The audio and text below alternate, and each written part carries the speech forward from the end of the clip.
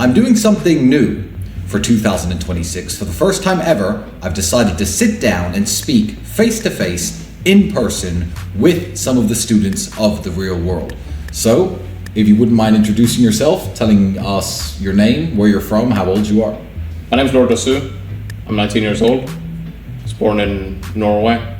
Lived in Ireland for a little bit over a decade. Then we moved back to Norway. I lived in the States for about 3 years. Then we moved back to Norway. Well, it's a pleasure to meet you. Thank you for being here.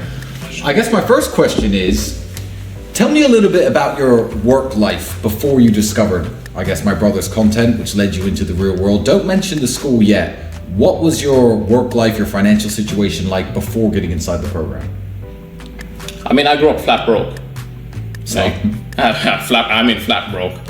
My mom, my brother and I, we lived in a homeless shelter for a good period. I was homeless 2 times, actually. 2 different occasions of my life. Eventually in life, I thought to myself, I'm quite disenfranchised with the way I'm living. And I do want to change. Because I can remember vividly that the room that I was sleeping in when we lived in Norway, after I'd lived in the States, and then we moved back to Norway, the room I was sleeping in was so damn cold that you could see the smoke emitting from my mouth. Yeah, I've been there. Yeah, I used to be excited to leave the house because I felt it was warmer outside than it was in the house. So after a while, a couple of my friends were sitting on the bus, and then one of my friends was telling me, "Oh, have you seen this bald guy on TikTok? Have you seen this bald guy on TikTok?" It's like, no, I haven't seen that bald guy. So after a while, I started listening to the content, and then a friend and I, we started a hamper selling company. Nice. Essentially, so we were selling hampers door to door. And I said to him, let's join the real world. Now, the reason we're speaking today is actually because you, around this time last year, joined the Heroes Year. Is that correct? Correct. So what the Heroes Year is, for those of you watching, and we may be doing it again this year, is a real world membership, slightly discounted for a full 12 months in advance. Why did you decide to do that instead of just signing up monthly?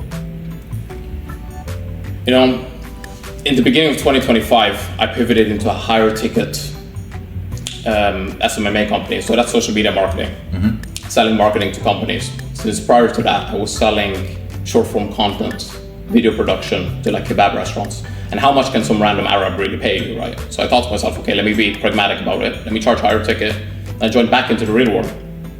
And after a while, I found these random voice notes from Luke. These completely random voice notes. I thought to myself, okay, cool.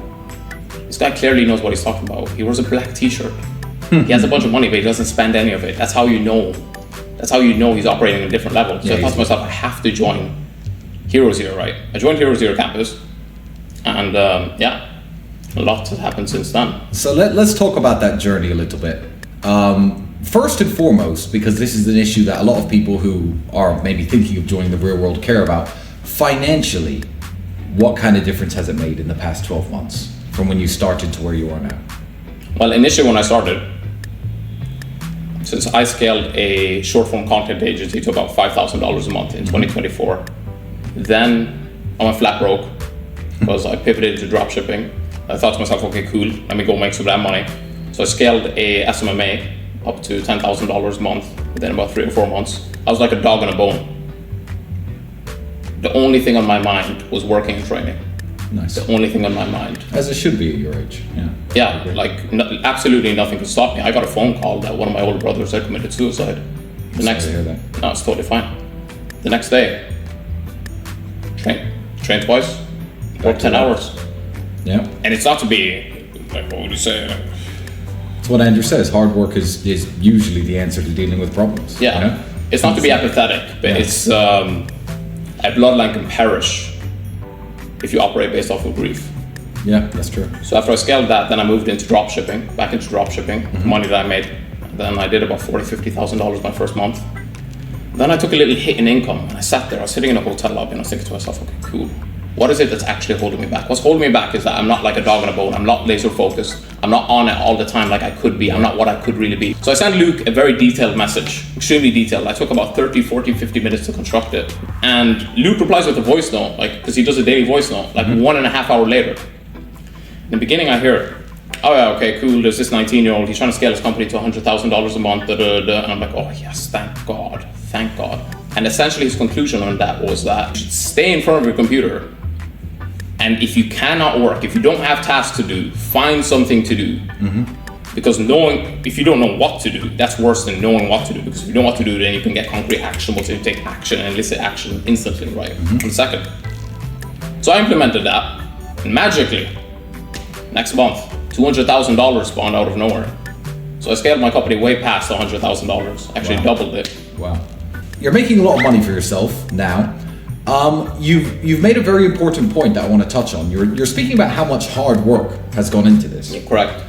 A lot of people on the internet, when they're trying to make internet money, as they call it, or money from home or money from your laptop, they think that what we're trying to push onto people and what we're trying to sell is a cheat code. Yeah. Just an app you download on your phone and like free money's coming every day, every week, every month, which I tell people a million times, it isn't.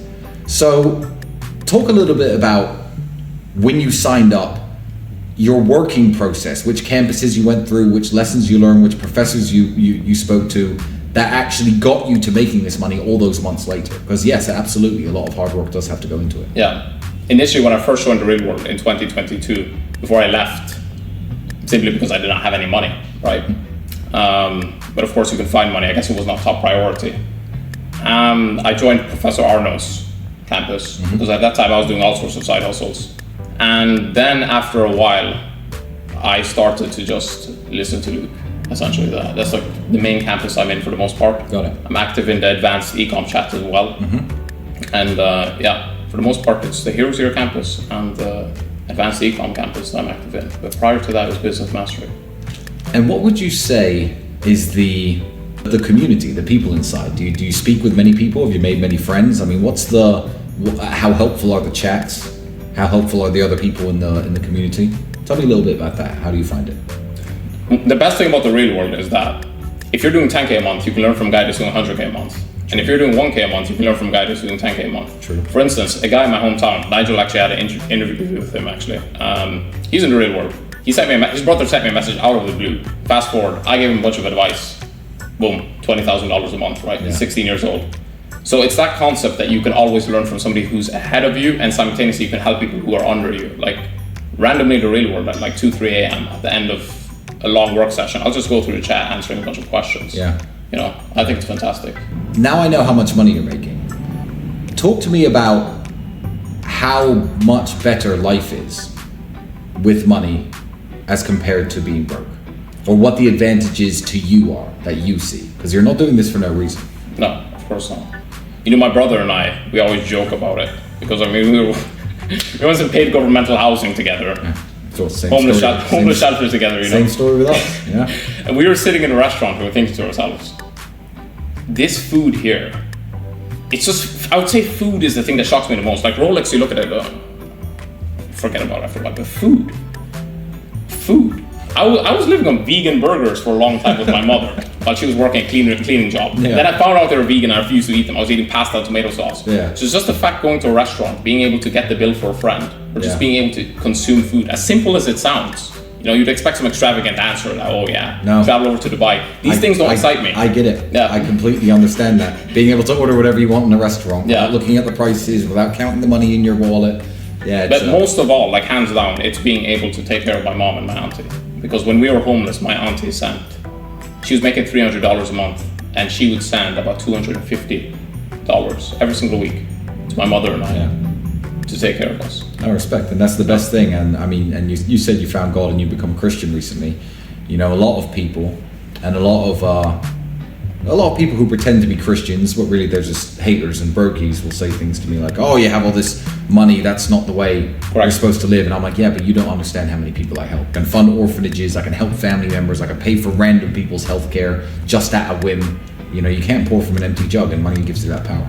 Well, I'll finish by saying I'm proud of you. You're doing extremely well. It's very interesting for me as a man who's trying to run a company. I see student numbers and all these digits and a bunch of usernames come up, and you know, these stories of these people doing X, Y, and Z. But yeah, this is the first time I've ever sat down with a student from the real world, and you know, your story is very inspirational. It's very similar to mine and my brother's, in fact. Yeah, I get that one a lot. Yeah, which is why, you know, we created this whole thing, because I wish something like this existed when I was a young man. So I decided to be the man to build it instead. But yeah, I'm very proud of you and keep doing what you're doing. And hopefully I'll see you at the Bugatti Owners Club one day. Yes, thank you. God bless you, sir.